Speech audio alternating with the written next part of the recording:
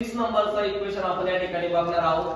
थोडंसं वेगळं आहे, बरोबर आहे, कारण की इथं फ्रॅक्शन आलेले 1/3, 10/3, 1/4 आणि 11/4. मग याला कशा पद्धतीने सॉल्व्ह करायचं ते आपल्याला बघायचंय. मग आता इक्वेशन आपण मांडून घेऊ. पहिलं इक्वेशन जे असेल ते 1/3x + y = 10/3. ओके. मग आता याला इक्वेशन नंबर आपण मांडलं, पण याला काय करावं लागेल. या जो काही अंश छेद असतो म्हणजे आपण डिनोमिनेटर त्याला म्हणतो, तर त्याने त्या इक्वेशन लागू राहायचं. म्हणजे याचा छेद किती आहे 3, डिनोमिनेटर किती आहे 3 आहे. म्हणजे इथं काय करायचं मग मल्टिप्लाय टू इक्वेशन बाय 3. या इक्वेशनला कितीने इंटू करायचंय 3 ने. मग ते कसं करायचंय लक्ष द्या इथे. 3 * 1/3 प्लस x कसं घेऊ आपण प्लस पुन्हा y ला पण 3 * y = 10/3 ला पण 3 * 10/3. म्हणजे काय केलं आपण या 3 ने याला गुणलं सर्वांना, बरोबर आहे की नाही. आता काय होईल 3 3 गेट कॅन्सल होऊन जातील, बरोबर आहे की नाही. राहिलं का आपल्याकडे 1 * x म्हणजे किती झाला x, 3 * y 3y आणि = काय राहिले 10. याला आपण इक्वेशन नंबर फर्स्ट देऊ. ओके. तसंच आता इक्वेशन नंबर सेकंड जे असेल ते लिहून घेऊ. म्हणजे त्या ठिकाणी काय दिलेलं आपल्याला बघा 2x + 1/y 1/4y = 11 काय आहे 4. याला कितीने मल्टिप्लाय करावं लागेल 4 ने मल्टिप्लाय करावं लागेल. मग इथे लिहायचं मल्टिप्लाय टू इक्वेशन बाय 4 ने. ओके. लिहून घेऊ आपण 4 * 2x + 4 * 1/4y = 4 * 11/4. आता बघा या ठिकाणी 4 4 गेट कॅन्सल झाला. हा 4 4 काय झाला गेट कॅन्सल.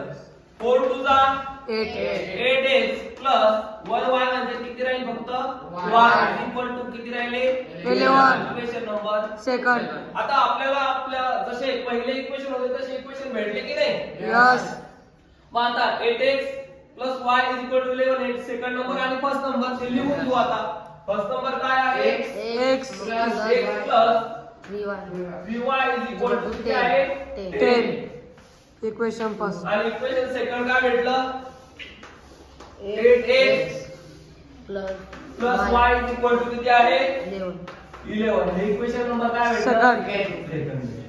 आता बघा याचे दोन्ही इथं व्हेरिएबल सेम नाही, म्हणून आपण काय करू सेकंड नंबरला 3 ने जर इंटू केलं त्याचे व्हेरिएबल काय होऊन जातील सेम होतील की नाही. याला 3 ने इंटू करून कोणत्या इक्वेशन सेकंडला मग इथं लिहायचं multiply two equation second by 3 बघा.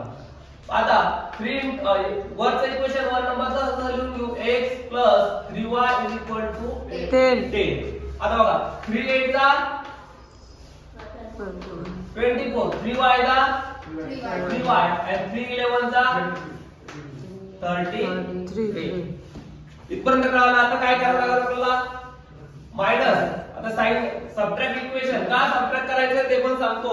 दोन्ही साइन कसे आले सेम आले. म्हणून त्याला काय करायचंय सबट्रॅक्ट करायचंय. Subtract equation.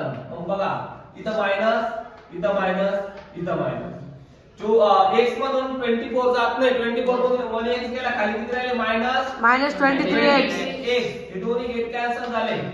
11 मधून 33 जात नाही. 33 मधून 11 काढले पण मोठ्या संख्येचं साइन -23 किती राहील 23. बघा आता इथं काय होईल आता -23x = -23. Minus minus get cancel होणार आहे. म्हणून मी डायरेक्ट x = 23/23. खाली किती राहिला 1. x ची व्हॅल्यू काय आली 1.